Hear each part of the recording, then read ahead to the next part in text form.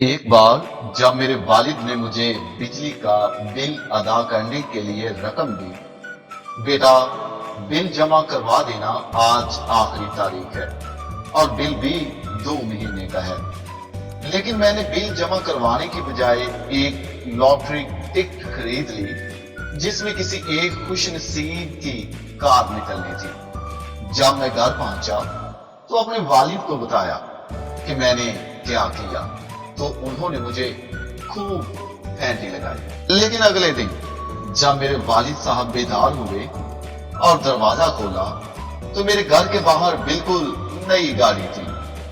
ये देखकर सब घर वालों की आंखों में आंसू आ गए, खास तौर पर मेरी आंखों में। और मेरे वालिद साहब आंसू भरी आंखों और अपने दोनों बाजुओं को फैलाकर मेरी तरफ आए और मुझे उठाकर गाड़ी की तरफ चल पड़े और बाहर जाकर फेंक दिया, क्योंकि वो गाड़ी वापडा वालों की थी जो कि हमारा कनेक्शन काटने आए थे।